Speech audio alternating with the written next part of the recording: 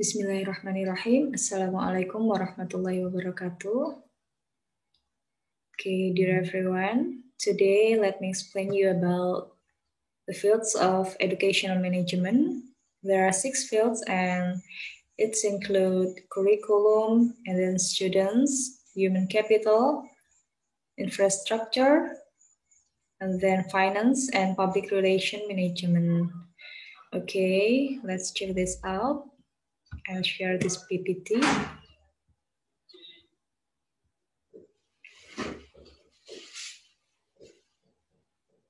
Oke,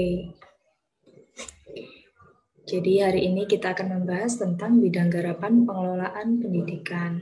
Ini kita masuk pada first field. First point is curriculum management, pengelolaan kurikulum. Apa sih pengelolaan kurikulum itu ya? Jadi pengelolaan kurikulum itu adalah sebuah sistem pengelolaan yang dia kooperatif, komprehensif, sistemik, dan sistematik. Dalam rangka apa? Dalam rangka mewujudkan ketercapaian tujuan dari kurikulum tadi. Jadi pengelolaan kurikulum itu diibaratkan sebuah engineering begitu ya. Jadi dia fungsinya adalah to produce and then to implement and then to appraise the effectiveness of curriculum. Nah, kemudian itu tadi pengelolaan kurikulum. Terus kurikulum sendiri itu apa gitu ya. Jadi kurikulum itu adalah seperangkat rencana dan pengaturan mengenai tujuan, kemudian isi dan bahan ajar, serta cara yang digunakan sebagai pedoman penyelenggaraan kegiatan pembelajaran untuk mencapai tujuan pendidikan tertentu. Nah, jadi kurikulum ya, itu dia meliputi ada tujuannya, ada isinya, kemudian ada bahan ajarnya juga. Dan itu semua merupakan sebuah keseluruhan yang digunakan sebagai pedoman penyelenggaraan kegiatan pembelajaran, ya kegiatan pendidikan gitu ya, sehingga tujuan dari pendidikan itu bisa tercapai. Then kita masuk pada prinsip-prinsipnya. Prinsip-prinsip pengelolaan kurikulum itu harus bagaimana begitu ya. Yang pertama, dia harus memenuhi prinsip produktivitas. Nah, jadi dia adalah pertimbangan bagaimana peserta didik dapat mencapai hasil belajar sesuai dengan tujuan kurikulum dan harus menjadi sasaran dalam manajemen kurikulum, gitu ya. Jadi tujuan kurikulum itu harus menjadi sasaran dalam manajemen kurikulum. Maka pengelolaan kurikulum dia harus melihat apakah nanti strategi atau metode yang digunakan bisa betul-betul optimal gitu ya. Nah, jadi nanti hasil belajar para peserta didik itu nampak atau tidak. Kemudian yang kedua adalah demokratisasi. Demokratisasi menempatkan pengelola, kemudian pelaksana, dan subjek didik pada posisi yang sama begitu. Posisi yang seharusnya dalam melaksanakan tugas dengan penuh tanggung jawab untuk mencapai tujuan kurikulum. Mereka semuanya punya peran yang sama dalam rangka apa? Dalam rangka meningkatkan kualitas pendidikan sebagai sebagai rangkaian dalam mencapai tujuan kurikulum tadi. Kemudian yang ketiga adalah kooperatif. Maksudnya apa? Prinsip kooperatif dia adalah ada kerjasama yang positif ya dari berbagai pihak, baik itu pihak-pihak internal ataupun pihak-pihak eksternal dalam lembaga yang bertujuan untuk mencapai hasil yang diharapkan dalam kurikulum. Jadi pihak yang di dalam lembaga sekolah sendiri ya, di dalam lembaga pendidikan itu sendiri harus terjalin secara positif. Begitu kepala sekolah dan guru, kepala sekolah dan waka, kalau di perguruan tinggi antara sesama dosen, kemudian pendidik dan tenaga kependidikan, gitu. Dan juga eksternal dari pihak sekolah dengan masyarakat, seperti itu contohnya, mereka ada komunikasi atau kerjasama yang positif, sehingga kedua belah pihak yang diuntungkan sama-sama mendapatkan manfaat. Kemudian yang keempat, efektivitas dan efisiensi. Jadi rangkaian kegiatan pengelolaan kurikulum harus mempertimbangkan cara untuk melakukan sesuatu yang tepat. Ya, jadi efektif ya, dia harus mempertimbangkan cara melakukan sesuatu yang tepat sasaran, dia efektif, dan juga cara melakukan sesuatu dengan tepat, dia efisien. Jadi dua hal ini harus diperhatikan ketika ketika sebuah lembaga mengelola kurikulum. Kemudian yang terakhir, dia harus mengarahkan visi, misi, dan tujuan. Nah, jadi seharusnya pengelolaan sebuah kurikulum, dia harus bisa memperkuat dan juga mengarahkan visi, misi, dan tujuan kurikulumnya. Ya, fungsi pengelolaan itu tadi ya, untuk apa kurikulum dikelola. Nah, maka proses pengelolaannya memang harus mempertajam poin-poinnya begitu ya. Jadi kayak visinya dia jelas, kemudian misinya juga jelas. Nah, kemudian strategi yang digunakan untuk mencapai visi dan melaksanakan misi tadi juga semakin jelas seperti itu. Kemudian komponen dan tahapan pengelolaan kurikulum. Jadi tahapan pengelolaan kurikulum itu dimulai dia dari tujuan, menentukan ke arah mana lembaga hendak dibawa gitu ya. Ini bahasanya visi, dia menentukan visi. Apa visinya? Kemudian masuk pada isi. Nah, isi ini adalah diibaratkan sebagai misi. Misi-misinya begitu ya. Apa saja yang akan dilakukan dan apa saja materi yang harus digunakan gitu. Jadi misinya apa saja. Kemudian ketiga ada metode. Jadi bagaimana pengelola menggunakan materi dan sumber daya yang tersedia tadi di lembaga tadi untuk mencapai tujuan kurikulumnya. Jadi metodenya bagaimana, misal sekolah mau menerapkan budaya atau kultur Islami di dalam lingkungan sekolah begitu ya. Metode yang digunakan apa? Apakah dia hanya dengan cara-cara nasihat dalam pembelajaran atau memperbanyak jam pendidikan agama atau dengan cara mengemasnya dalam satu sistem keseluruhan di sekolah atau bagaimana, itu masuk pada metodenya. Kemudian evaluasi. Nah, evaluasi kita lihat sejauh mana produktivitas, efektivitas, dan efisiensi dari pengelolaan kurikulum yang sudah dijalankan tadi. Yaitu untuk yang pertama, jadi tentang pengelolaan kurikulum. Masuk kedua pada pengelolaan peserta didik. Nah, apa itu pengelolaan peserta didik? Pengelolaan peserta didik adalah layanan yang memusatkan perhatian pada pengaturan, pengawasan, dan layanan peserta didik di kelas maupun di luar kelas. Jadi, pengelolaan peserta didik itu tidak sekedar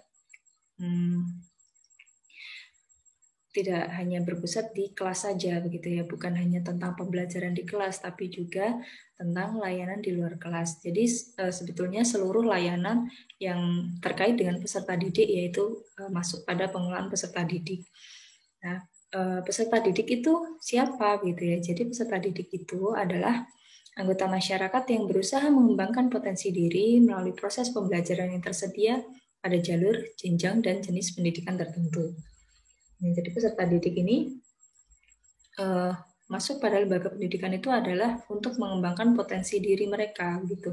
Maka sudah menjadi satu kewajiban juga bagi pengelola pendidikan begitu ya, karena peserta didik itu masuk ingin mengembangkan potensi mereka, maka bagaimana cara kita mengelola peserta didik, mengelola mereka sehingga potensi mereka betul-betul bisa dikembangkan dalam lembaga pendidikan.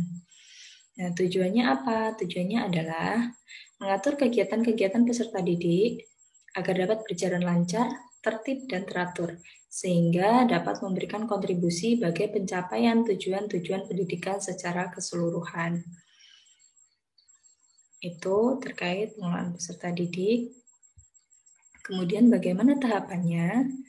Ya, tahapan yang pertama adalah analisis kebutuhan peserta didik. Jadi biasanya pengelola pendidikan ya, mereka akan menganalisis dulu kebutuhan peserta didik, mulai dari jumlahnya, berapa yang mau diterima, begitu. Kemudian kriteria-kriteria apa, mungkin ada kriteria khusus yang dipatok oleh lembaga pendidikan tersebut begitu. Kemudian setelah menemukan sudah ketemu analisis kebutuhan peserta didiknya, kemudian yang kedua adalah tahap rekrutmen atau PPDB ya dibilangnya, seleksi siswa masuk. Nah kemudian rekrutmen sudah beserta dengan pemasarannya, kemudian promosinya. Nah setelah peserta didik masuk, banyak yang beberapa mendaftar, kemudian masuk pada tahap seleksi peserta didik. Seleksi peserta didik, kemudian beberapa peserta didik yang sudah terseleksi, mereka masuk pada masa orientasi. Jadi orientasi mereka punya hak untuk dikenalkan terhadap lingkungan sekolah, untuk diberitahu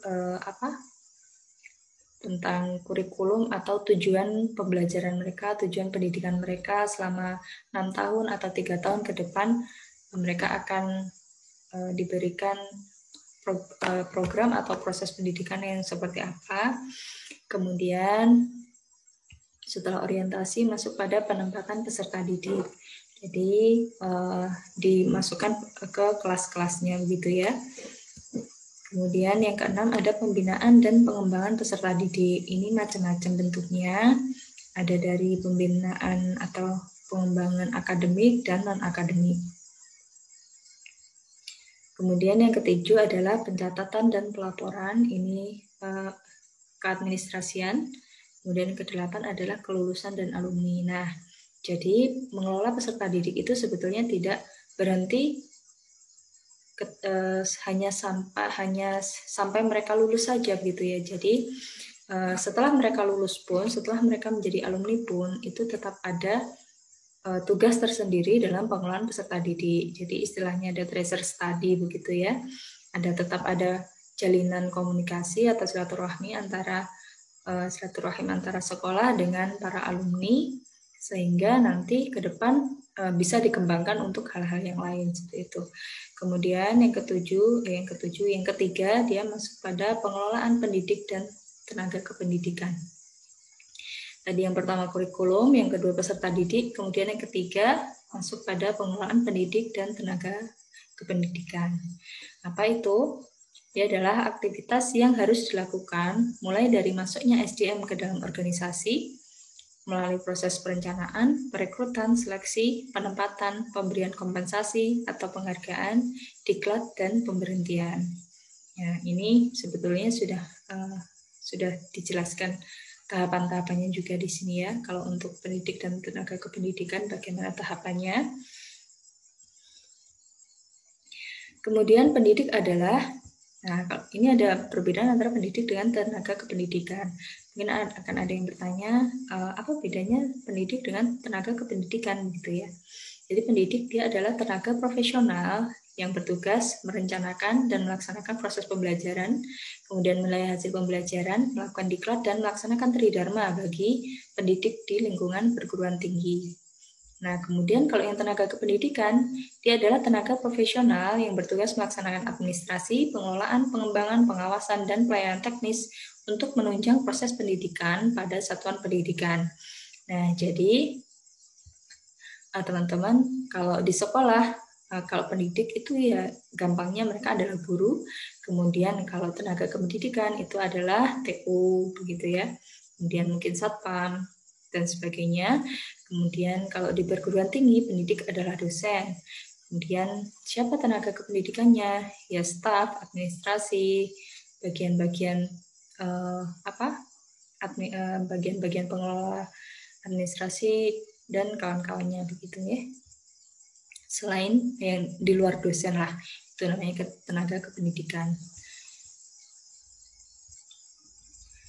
Kemudian apa saja komponen pengelolaan pendidik dan tenaga kependidikan? Ya tadi sebetulnya sudah tersirat ini ya di dalam pengertiannya. Ada 6 tahap komponen pengelolaan pendidikan dan tenaga kependidikan. Yang pertama adalah perencanaan. Jadi perencanaan itu meliputi analisis kebutuhan begitu ya. Analisis kebutuhan misal di sekolah ini butuh guru apa saja begitu. Kekurangannya guru apa yang harus kita cari gitu, atau di perguruan tinggi butuhnya dosen apa, formasi apa dengan kriteria pendidikan apa begitu. Kemudian itu di list, sudah dapat ini ya apa formasinya. Kemudian dibukalah rekrutmen, kemudian ada seleksi. Nah, masuk pada tahap seleksi, jadi beberapa pendaftar diseleksi siapa saja yang masuk kriteria yang sesuai dengan yang diharapkan yang sudah direncanakan di depan tadi begitu. Kemudian setelah SDM itu masuk, tentu ada pembinaan dan pengembangan. Jadi akan ada entah itu pembinaan internal, pembinaan karir atau pembinaan formal dari pemerintah gitu ya, ada diklat seperti itu. Kemudian yang keempat ada penilaian. Penilaian ini bisa masuk di supervisi ya. Misalnya ada supervisi dari kepala sekolah, ada penilaian dari kepala sekolah. Kemudian kalau dosen tendik biasanya kalau di perguruan tinggi biasanya ada penilaian dengan survei, ada yang dari mahasiswa, tapi juga ada penilaian dari atasan gitu ya. Kemudian yang kelima adalah kompensasi. Kompensasi ini bisa meliputi upah, gaji, tunjangan, kemudian penghargaan seperti itu. Jadi semua itu dikelola begitu ya. Termasuk yang terakhir adalah pemberhentian ya. Jadi syarat-syarat atau peraturan-peraturan tentang pemberhentian sumber daya manusia itu semuanya ada, sudah ada tata tertib atau peraturannya sendiri. Macam-macam ya, karena pemberhentian sendiri juga macam-macam. Ada yang berhenti karena meninggal, ada yang berhenti karena diberhentikan karena meninggalkan tugas, karena dia mengundurkan diri dan sebagainya, banyak. Seperti itu. Kemudian masuk pada bidang yang keempat, yaitu pengelolaan keuangan. Pengelolaan keuangan adalah suatu kegiatan perencanaan, penganggaran, pemeriksaan, pengelolaan, pengendalian, pencarian, dan penyimpanan dana yang dimiliki oleh sebuah lembaga. Nah, jadi ini juga sudah meliputi tahapan-tahapan dari pengelolaan keuangannya. Kemudian pembiayaan pendidikan itu apa gitu ya. Jadi kalau istilah keuangan di pendidikan itu memang sering disebut dengan pembiayaan. Pembiayaan pendidikan itu adalah upaya pendistribusian benefit pendidikan dan beban yang harus ditanggung masyarakat. Jadi dia berupa dana yang diberikan kepada sekolah atau dia diperoleh sendiri oleh sekolah untuk memfasilitasi setiap penyelenggaraan dari pendidikan itu.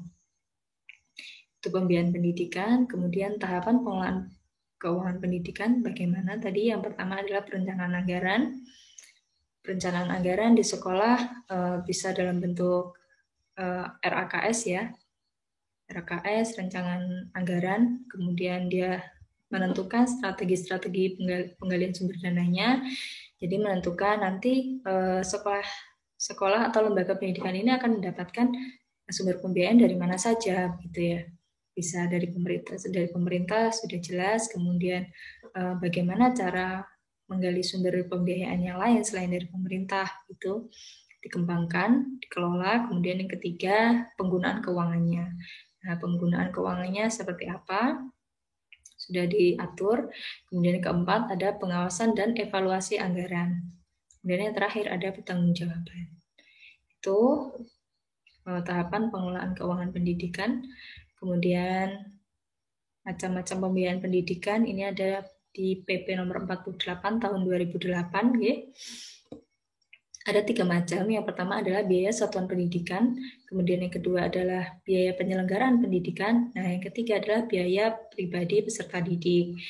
Biaya satuan pendidikan itu meliputi biaya investasi, baik itu investasi lahan tanah, investasi lahan dan investasi yang non lahan gitu. Kemudian biaya operasional meliputi personalia dan non personalia. Kemudian ada bantuan biaya pendidikan dan beasiswa peserta didik. Nah, kalau biaya penyelenggaraan pendidikan, dia meliputi biaya investasi lahan dan non-lahan, kemudian dia biaya operasional, personalia, dan non-personalia. Nah, dari kedua biaya ini ya, ada kesamaan mungkin teman-teman akan bertanya-tanya, lalu apa bedanya antara biaya satuan pendidikan dan biaya penyelenggaraan pendidikan gitu ya.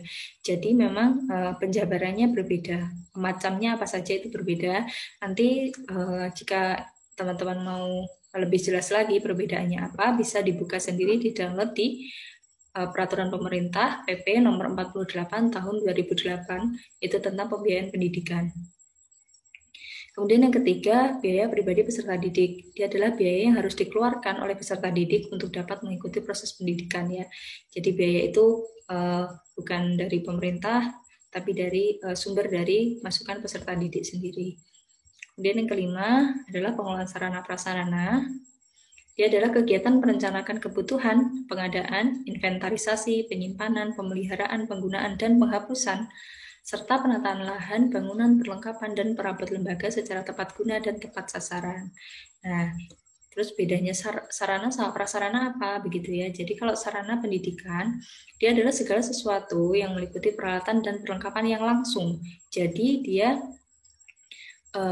langsung digunakan dalam proses pendidikan di sekolah. Contohnya apa saja? Bisa gedung, ruangan, meja, kursi, alat peraga, buku pelajaran. Itu kan langsung ya, langsung bersinggungan dengan proses pembelajaran atau proses pendidikan seperti itu. Maka itu yang dinamakan dengan sarana. Kemudian apa itu prasarana? Prasarana adalah semua komponen yang secara tidak langsung menunjang jalannya proses pembelajaran. Jadi kalau prasarana, ya istilahnya pra dari sarana, dia sifatnya memang tidak langsung bersinggungan dengan pembelajaran atau pendidikan gitu ya.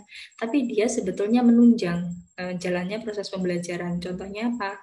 Ada jalan menuju ke sekolah, kemudian halaman sekolah, tata tertib seperti itu ya. Itu beberapa contoh dari sarana-prasarana pendidikan.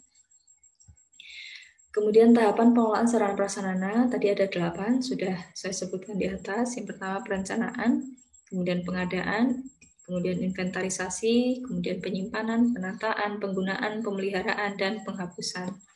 Meliputi 8 tahapan ini. Dan kemudian yang terakhir adalah pengelolaan hubungan masyarakat. Public relation adalah semua kegiatan yang bertujuan untuk menyelenggarakan kegiatan secara efektif bersama masyarakat, baik langsung maupun tidak langsung, yang bermanfaat bagi kedua belah pihak. Nah, jadi dia adalah bisa dalam bentuk kerjasama atau bisa dalam bentuk kegiatan bersama untuk mempererat hubungan antara sekolah dengan masyarakat, begitu ya. Nah, kemudian apa itu kerjasama sekolah dan masyarakat? Yang dikelola tadi hubungan masyarakat. Jadi pengelolaan hubungan masyarakat tadi adalah semua kegiatan gitu ya, kegiatan-kegiatan yang bertujuan untuk menyelenggarakan kegiatan atau kerjasama antara sekolah dengan masyarakat. Kemudian kerjasama sekolah dan masyarakat itu apa gitu ya? Jadi segala kegiatan meliputi kegiatan pembelajaran, kemudian kegiatan bersama masyarakat ya, termasuk orang tua, peserta didik atau wali murid, dan segala bentuk dukungannya. Itu adalah bentuk dari kerjasama sekolah dengan masyarakat. Kenapa pembelajaran juga dikatakan kerjasama sekolah dan masyarakat, begitu ya? Karena justru pembelajaran ini sebenarnya bentuk kerjasama yang utama, begitu. Dia di mana sekolah menerima peserta didik yang diamanahkan oleh orang tuanya untuk dididik dalam sebuah lembaga pendidikan. Nah, itulah kenapa kemudian pembelajaran itu dikatakan sebagai kerjasama sekolah dan masyarakat. Kemudian yang ketiga, unsur-unsur masyarakat. Apa saja unsur-unsur masyarakat itu? Jadi unsur-unsur masyarakatnya ada meliputi pertama orang tua, kemudian warga, kemudian lembaga masyarakat di sekitar sekolah, termasuk tokoh masyarakat, kemudian lembaga agama, organisasi kemasyarakatan, ormas, kemudian pemerintah setempat, petugas keamanan dan ketertiban, dan termasuk juga sesama lembaga sekolah begitu ya, sesama lembaga sekolah yang memang berada di lingkungan sekolah tersebut. Kemudian ada pengusaha, pedagang, dan industri. Nah, biasanya yang terakhir ini juga tercover dalam komite sekolah begitu ya. Itu kemudian asas penyelenggaraan kerjasama. Nah, jadi dalam menyelenggarakan kerjasama antara sekolah atau lembaga pendidikan dengan masyarakat harus ada tiga asas ini ya. Yang pertama adalah asas manfaat.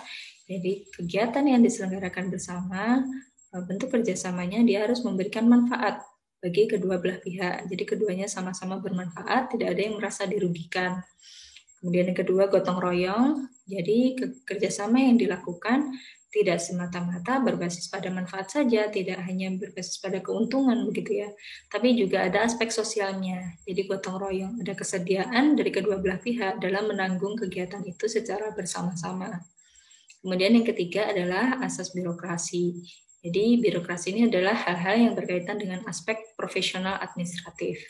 Ya, itu untuk pengelolaan hubungan masyarakat.